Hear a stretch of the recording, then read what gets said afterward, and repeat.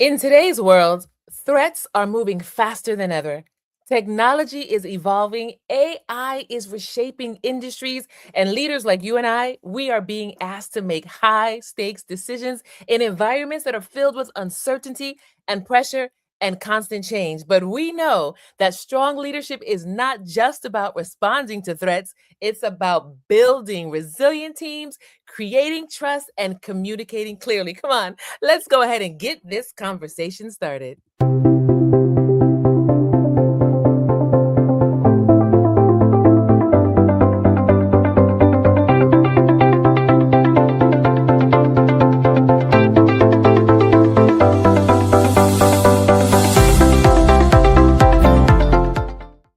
Welcome to Transformation Station Leadership Podcast, where we help leaders to grow from the inside out through conversation that inspires transformation and clarity, resilience, and intentional leadership. I'm your host, Adrienne Benson, and today we're joined by an extraordinary guest. We're talking to BZ. Now, that BZ is a nickname, okay, it's short, but you'll learn a little bit more about him soon.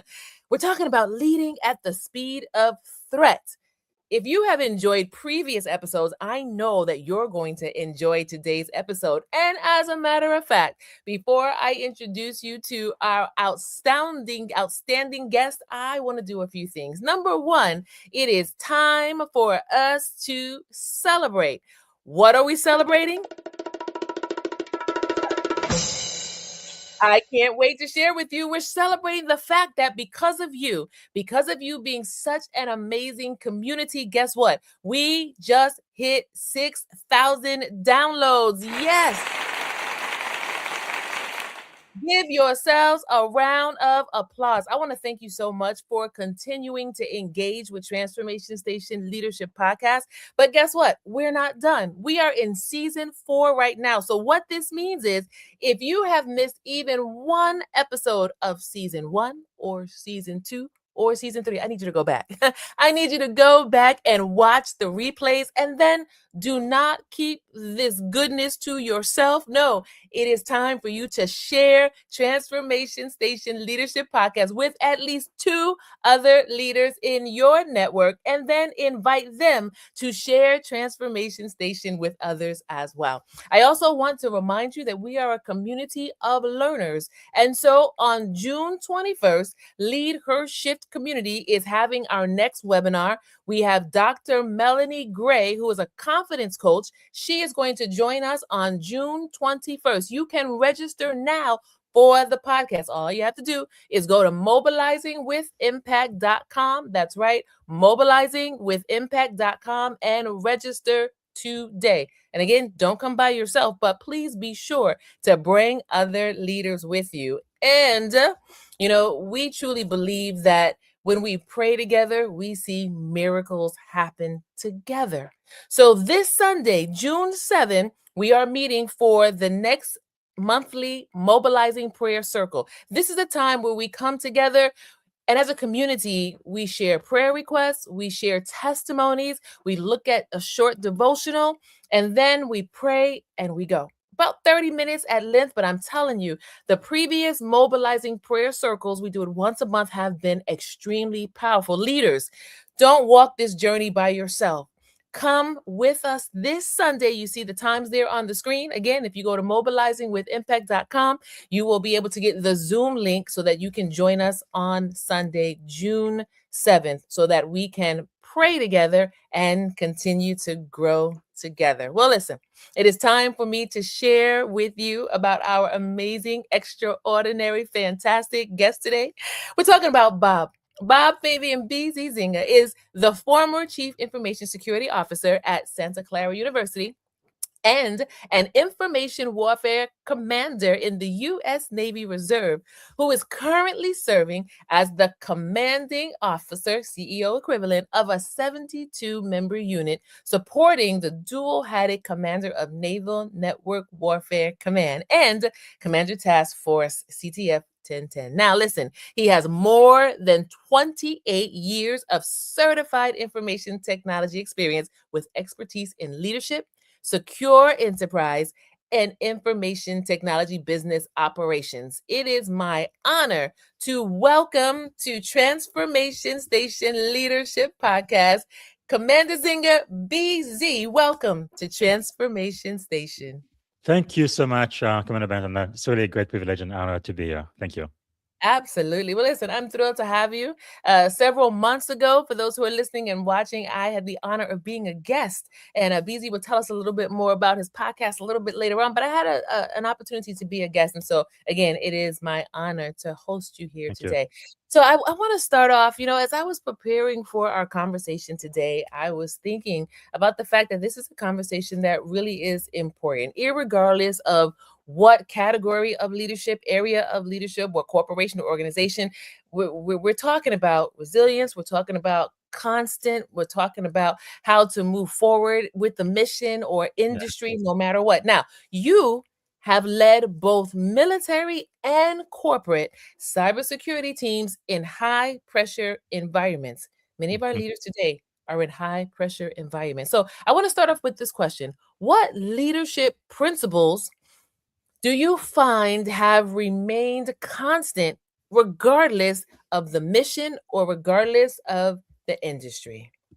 Yeah, that is a great question. And by the way, yes, I used to be the commanding officer for the Global Network Operations Security Center in Suffolk, Virginia. Now I am the chief staff officer for Third Fleet in San Diego. But yes, it's been a challenge throughout my career. I've been in the Navy for 21 years now. Mhm. So I think I've spent about 8, 9 years on active duty, and the rest in the reserve force. So when you are a reservist, usually the commitment is at least 1 weekend a month and 2 weeks out of the year. So that allows you to have a full-time job as a civilian. So really trying to do cybersecurity for both the Navy and the industry can be kind of challenging. But I feel like it kind of help each other. The things that I learn as an information warfare officer, a lot of those I can apply as a civilian, and things that I learn in the industry, I can definitely add value as an information warfare commander in the Navy as well. But whether I am commanding sailors in the Navy or leading security teams in Silicon Valley, I discovered that leadership principles really do not change, right? Those Mhm. believe are universal. The only thing that changes is the environment. So Yes. I believe three principles that have really guided me and that remain universal. Number one, I think, is mission clarity. As you Okay. know, we are taught mission first, but people always. All right. So Mhm. perform best when they understand why their work matters. Whether defending Yes. security network or protecting customer data, leaders must communicate purpose first and foremost. Number two, I think, is trust before technology. One of my mentor, General Beagle, taught me that rank is rented, but trust Mhm. is earned. So trust before technology.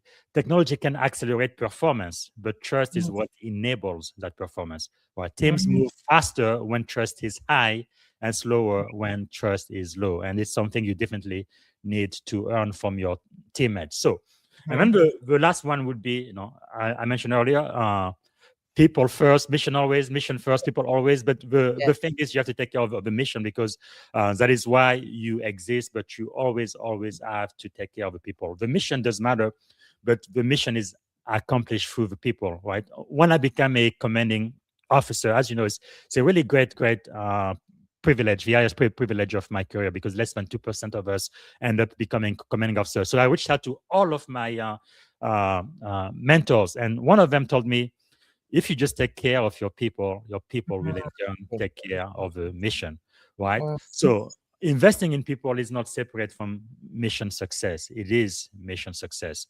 Mhm. General Colin Powell, no, one of my greatest mentors, often said that leadership is solving problem. And I would add that leadership is solving problem through Mhm. people. That really needs to be the focus. Mhm. I need you to go back and say something one more time. You said, uh-oh, it was something was rented. What did you Oh say? yes, yes. Rank is rented, Rank. but Rank is rented. trust is earned. Mm, Yeah, I love that. because Rank. you're not gonna be a commander or commanding officer forever. It's a No. very Mhm. specific time. You're gonna get fired. You're gonna retire. You're gonna get another job. But the trust that you earn from your folks, you absolutely have to earn it.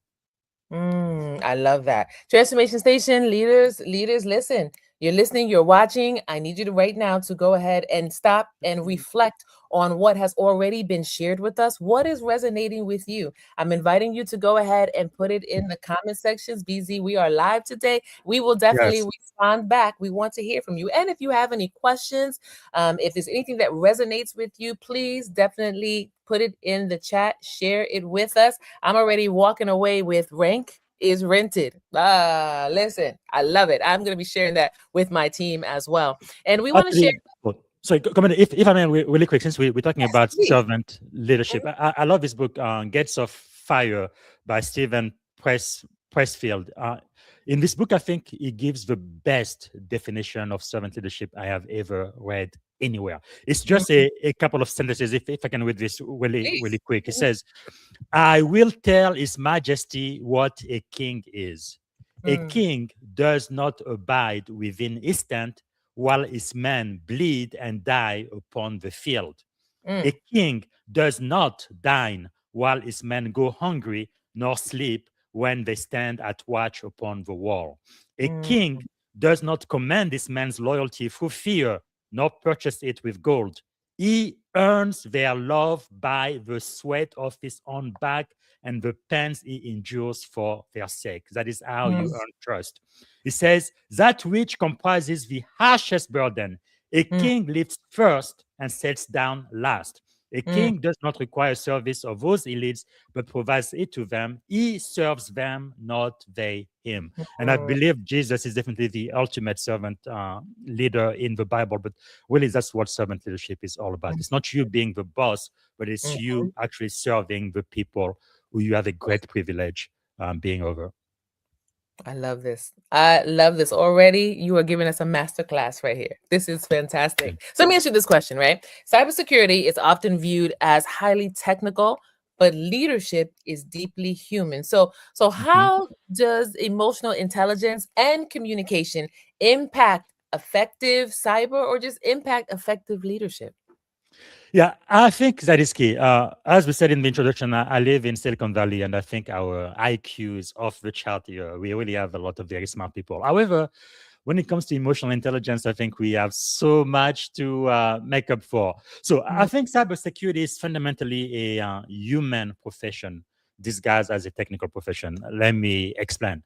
I think the best leaders I have worked with were not necessarily the most technical, but they were the most effective communicators. Emotional intelligence allows leaders to build trust during uncertainty. Here's that no, word again, trust. Manage stress during crisis, resolve conflict between teams, mm, influence executive and board, and develop future leaders. So in a cyber incident, for example, technical expertise may identify the problem, mhm, but communication will determine whether the organization respond mm, effectively or not. So mhm, people don't follow expertise alone. Technical expertise is important. However, people follow leaders who make them feel understood, mm, valued, and confident.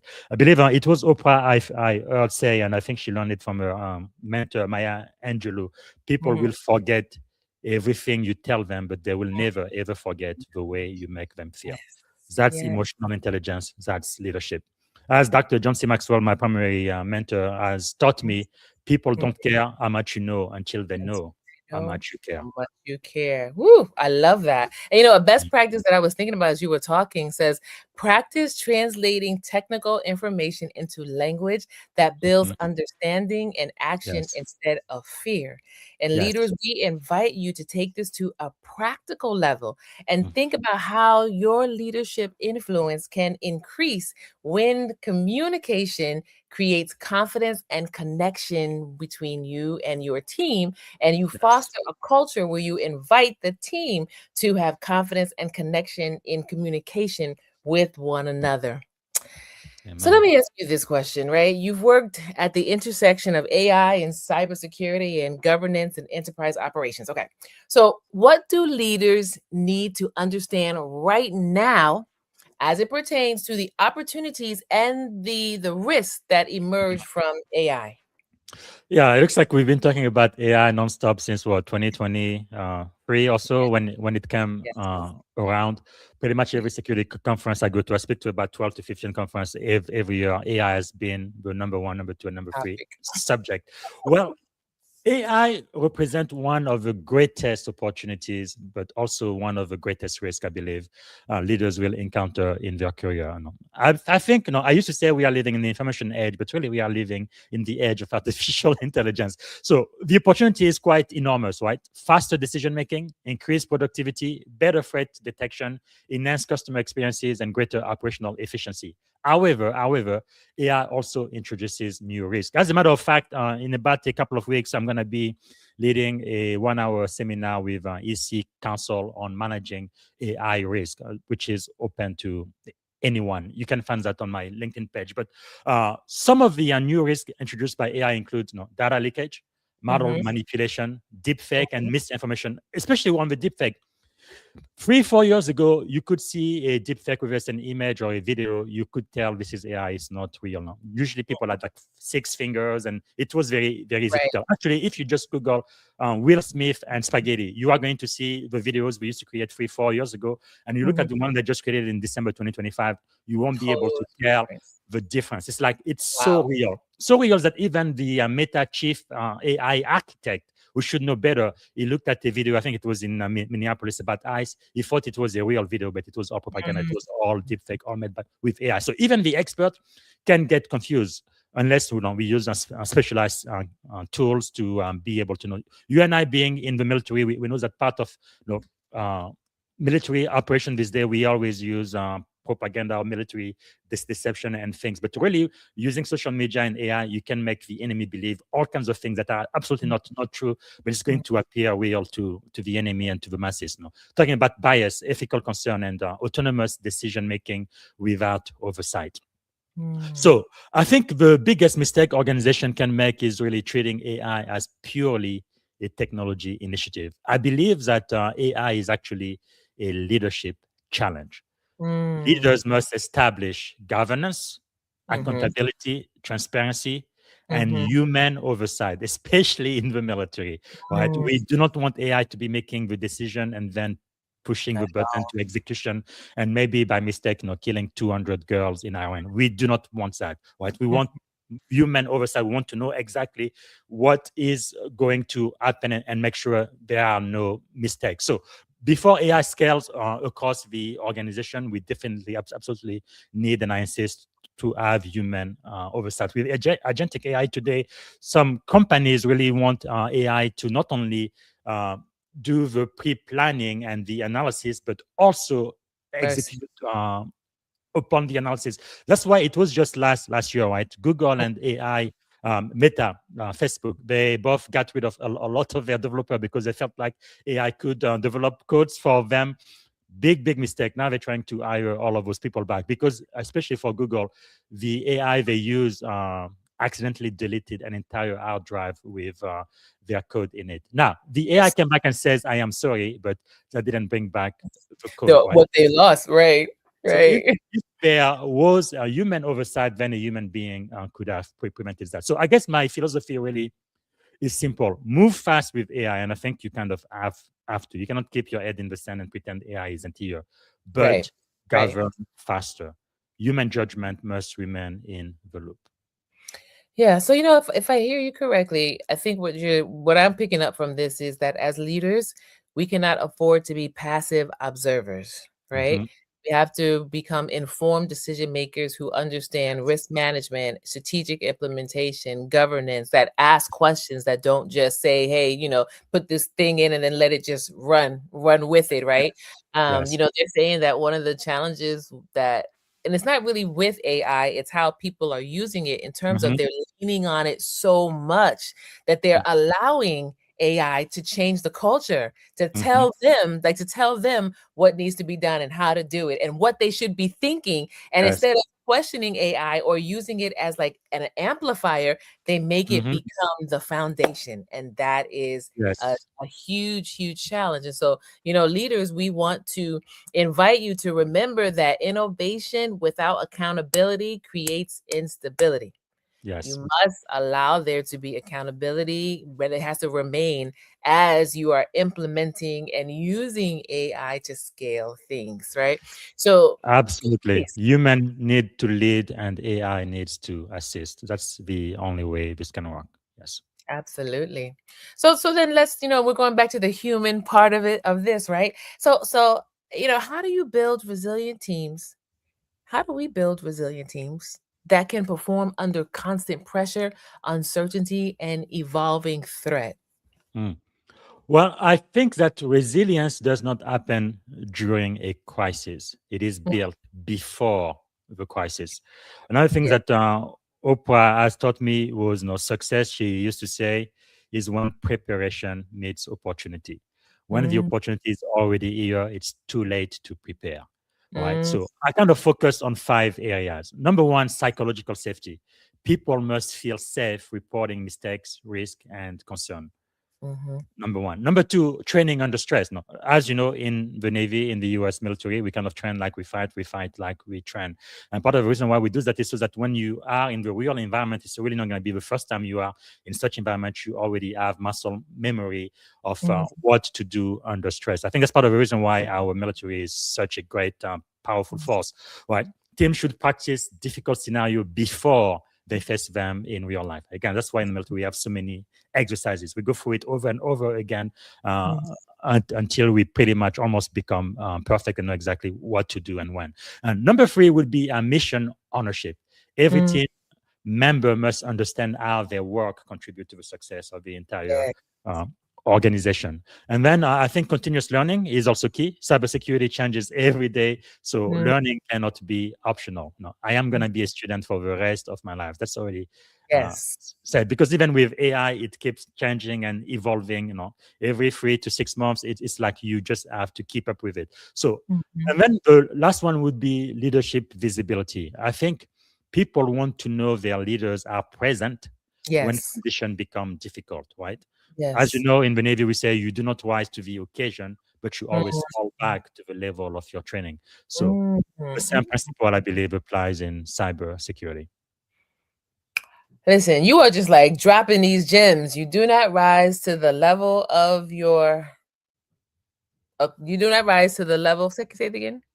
You do not rise to the occasion, but you You do not fall rise back to the to the level of your training. fall to the level of your training. My goodness gracious. I'm gonna Yes. have to go back on the replay and write these things down because these are gems. I'm like, I need to say that to my team. But you know what? They absolutely are true. I have found as a leader that when I look at my teams that I've had an opportunity to lead and be a part of, that Mhm. resilience grew, like you said, not in the moment of crisis. It grew Yes. before, but it really grew when the team understood the mission, Hmm. when everybody understood what role they played, how they fit, Yes.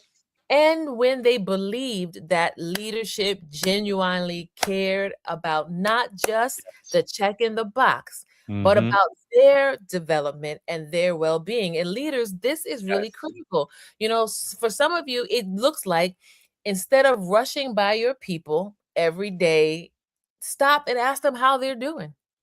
Yeah. And really listen. Sometimes ask them about the job that they're doing, not just to Mhm. to have that check in the box like they know what you told them to do, but Yes. to also see the level of enjoyment, the level of dissatisfaction or frustration. Like as a leader, you need to learn these things. And when, I found BZ that when my team believes that they are seen and that I hear them. Oh my goodness. Mhm. Like they will stay late and work without me even Yes. asking. They Yes. will see something and they will jump in as opposed to just sitting back and wait to see, well, Absolutely. let me see if she says anything or let me see if somebody else is gonna do it. No, So because true. they feel valued, they understand what we're Mm. working towards. And even if this is not their favorite thing or they don't really care to do Yes. they will stop and do it. And that's how, like So you true. said, we build resilience, right? That bounce back Hmm. factor that I'm not going to quit. I'm not going anywhere. I'm going to see this Yes. through filter, this factor. I don't know. What do That you is think? that is so true, because you remind me of what General Collins say, right? Because if you use the science of management, potentially you can get people to go up to 100% of their ability. Although there was a Harvard Business Review article that says most people, when they go to work, they use only about 25-30% of their potential Mm, of what they can actually do. So with mm, management, maybe in theory, you can get them to 100. But General Colin Powell says with leadership, you can get them to 110, 120%. So it is, they go above and beyond because they believe, they feel like they are cared for, and they believe in the mission, and they can go above and beyond what any theory book can say or do. That is leadership. That's why in the military we are willing to go to war, willing to go to combat zone, follow a leader, even to mm, hell if we have to, because we mhm. know they've got our back. And That's that is something. Once you see it happen, it is really, really beautiful to see. just it is, it is. And so leaders, we want to give you another best practice. Sometimes for some of us, it's going to look like taking the time to conduct a regular after action review that focuses on the growth of the team, that focuses on how we continue to learn as a team, and focuses on improvement rather than an after action review that focuses on Yes. who didn't do something right. Leaders, just think about it for a moment before we rush on. I want you to just think. I'm also inviting you, whether you're watching live or you're watching on the replay, to go ahead and in the comment section share with us what is resonating with you, what's coming to mind. How have you led a resilient team, or what have you noticed when you were a part of a team that was functioning in a resilient manner? So, BZ, I want to ask you this question. You've served on advisory councils, you've served on boards, you've served on executive leadership teams. So, what separates leaders who simply manage systems from leaders who create transformational impact? Yes, the difference between a manager and a leader. So I think manager do maintain system, and we do need managers, right? Because sometimes I think the mistake we make is we want everybody to be a leader. Well, some people Mm, need to be good manager, and we do need them. But leaders, they do transform people. So I think mhm, that's where the difference is. Transformational leaders do three things exceptionally well. Number mm, one, they create a vision. People need mm, to understand where they are going. And mhm, then number two, they develop others. Success is measured by how many leaders you create, not followers you collect. And number mhm, three, they drive change. They challenge assumption and help organization adapt before disruption forces them to. mm, I often tell aspiring leader, right? A manager asks, how do we do this better? But a transformational leader asks, what should we become? Those are mm, fundamentally different conversation. And one leader that comes to mind is Martin Luther King Jr., right? He was a civil rights leader, but I think he really was more than that. He created that mission. Even his speech, I have a dream. He went all around the world and people could see that in the future. This is not where we are, but this is where we are going. Even before he died, he says, I may not go there with you, but I've been to the mountaintop. So it creates that vision that is compelling. It yes. forces you to see, yes, there is a world where this is possible. And then developing a lot of leaders around him, and then really trying to drive that change, which ultimately culminated with the election of Barack Obama as our first African American president. But that's what I am talking about, being a transformational leader, creating a vision, developing other leaders, and driving change. Driving change. Okay. So, leaders, you're listening, you're watching. I need you to write these three pivotal key points here. I need you to write them down, right? We put them in the chat. Creating a vision. How are you creating a vision for your team, for your team? Developing others. How are you developing others? And driving change, right? And leaders, as a leader, you don't have to bear the whole responsibility of doing it, right? You have team members. This is where you delegate, but you create a culture where these three can exist. And man, I'm telling you, BZ and I are telling you, what you will end up doing is creating a leadership legacy. Mm. And leadership legacy is not created because you said, I'm the leader, remember me. No. Leadership legacy is measured by the leaders you develop. You know, BZ, I had a mentor who said to me, okay, a couple things. Number one, how do you know you're leading well? When you don't have to be there and the mission, the operation still moves on. When Yeah, you have trained and you have mentored and now you have those that can step in and they can do it, yes, and even if you have somebody on your team that does it better than you, yes, right? But that's how yes. you know when you can Amen. look and it still goes forward. So leaders, Yeah. who are you developing? Who That is are so you powerful. I was in a leadership session the other day, and they said everybody, wherever you work, you should be sewing into somebody else so that when you leave, that person can step right in. Like Yes. they can be the you to a better level. Yeah. So who are you developing on your team? How Mm. are you developing your people? That is how your leadership legacy will remain.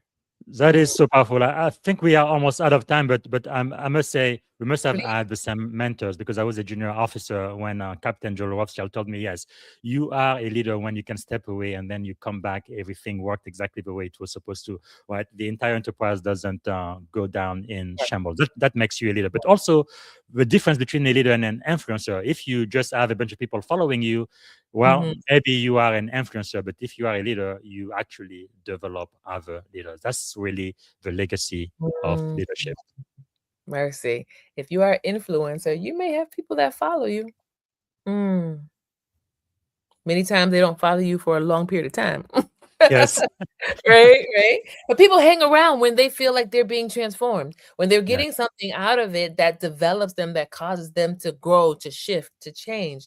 So, leaders, we got some homework to do. We have some And homework. I really believe that's the difference, right, between success and significance. For most Mhm. of us, nothing wrong with it. When you first start in life, you have to think about yourself, making money, being successful, taking care of your family, paying bills, and all of that. But at a certain level, though, money doesn't mean anything anymore. You already have a house. You can buy two, three, four, five houses. You can only be in one house at a time. You can only drive one car at a time. So after a while, it doesn't fulfill anymore.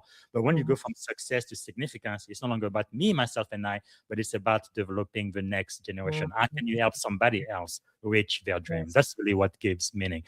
Mostly when I was a commanding officer, what gave me the most fulfillment was to see my junior officer and my junior enlisted people promote, get Yes. awards, and become so much greater than they were before and adding greater Yes. value to the Navy. That gave me the more joy than I've ever had in my entire Yes. career, knowing that I had a small portion to play into their future development. Yes. 1000%. Leaders, what gives you great joy? Leaders, what would look like a win for you as you look at developing the people on your team in your organization? What systems do you need to tighten up and strengthen? Go ahead and share with us in the chat. And if you're watching on the replay, we still want you to go ahead and share with us, and we will refer back to this and mention it in one of our Mobilizing with Impact newsletters and on a future episode. So, as we turn the corner of this conversation, I want to ask you this final question, right? So into us now. Here's the deal. Many of us as professionals, we want to transition into leadership roles, but many times we feel overwhelmed by the complexity of whatever the field is, right? What mindset shifts, what practical steps would you recommend to the leader that's listening, that's watching right now, to what would you recommend to emerging leaders? I think one of the greatest lessons I have learned in leadership, especially in the Navy when I was a CEO, is you have to lead with humility. Mm, Because something happens as you climb up the ladder of success, right? Both in Silicon Valley and in the Navy, I started at the very, very bottom. Right? I used to be a computer technician associate. Today, no, last job I had, I was a chief information security officer at the very, very top of my field. Same thing in the Navy. I joined in 21 years ago as an E1, seaman recruit, lowest rank in the military. Today, I am a senior officer in the most powerful Navy in the world, a commander. And sometimes, as you achieve your dream, your head can get a little bit bigger. You feel like you are mhm, better than you actually are. And I mm, think it's really important to have people in your life, like my wife, who can sit you down and say, okay, you are Bob Zinga. I don't care about your achievement. I don't care about your rank and all of that. Shut up and sit down. And just gives you that reality check. So I check. think one of the Yes. first mindset shift, I think, is really understanding that nobody knows everything. Yeah, you may Mm, know a lot, you may know more than you did 5 years ago, but you don't know everything. So mhm, cybersecurity, I think, is too broad. Leadership is too complex. The goal is not mastery of everything, and nobody can master everything. The goal, mhm, I think, is continuous growth. So the mm, practical advice I would say is build a strong foundation. mm, Learn a network. banking, operating system, cloud fundamental, risk management, business operation.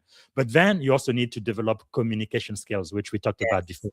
Right? Your ability to explain risk will eventually matter more than your ability to Mm, configure technology. Especially if you get a leadership role, it's not about you speaking your right. technical jargon, because That's the right. board senior leaders are not going to understand a word of what you say, but it's to Mhm. translate that into business terms that they can actually understand and act upon. So I think you need to find mentors. Every major breakthrough in my career came through mentorship.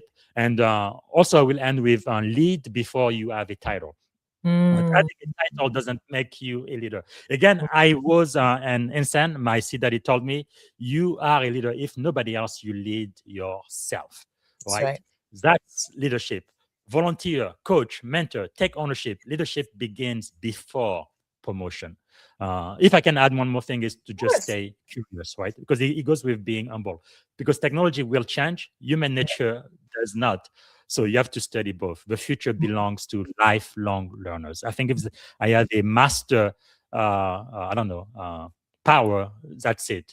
Being a student for life, a Mhm. lifelong learner. Lifelong learner. I love this. So, as we finish this conversation, what I just gleaned from the whole conversation and from you right now is, for all of us as leaders, leaders start where you are. BZ reminded us build one skill at a time. He said, find a mentor, be a coach, stay teachable, right? Understand Yes. that growth happens progressively, not instantly. BZ, I want to thank you so much for this invaluable and very valuable conversation, right? You have challenged us, you have caused us to reflect, and you've sown into us, and we can't thank you enough. I know that there are leaders who are listening and watching right now that want to follow up, engage. So, what's the best way to do that? Yes, I think LinkedIn is the best way to get in touch with me. Pretty much everything I do is there. And in closing, I would say the future of leadership will not be determined by who has the most advanced technology. I don't think that's the case. It will be determined by who can build trust the fastest, adapt the Mhm. quickest, and learn continuously. Right, inspire people to accomplish mission larger than themselves. Right, Yeah. that's true in the Navy. That's true in cybersecurity, and that's true in every boardroom around the world. Yes.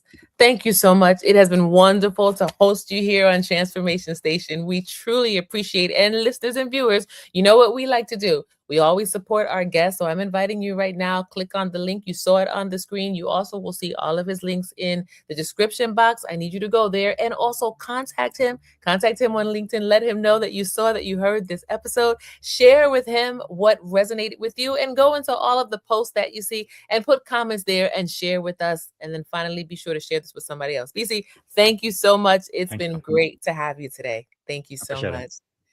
What a powerful conversation. Okay, so a couple of things stood out to me. What stood out to me today is this: leadership at the speed of threat. It requires more than you just being technical. It requires that human side where you and I, as leaders, have resilience, adaptability, emotional intelligence, and strategic thinking that gives us the courage to lead our teams through the uncertainty with clarity and confidence. Again, a huge thank you to BZ for sharing his insight, his leadership experience, and wisdom with us today. Now, to everybody listening, leaders, I want to say this to you: do not underestimate the importance of preparing yourself before pressure arrives. Strong leadership is not built accidentally, it is conditioned intentionally.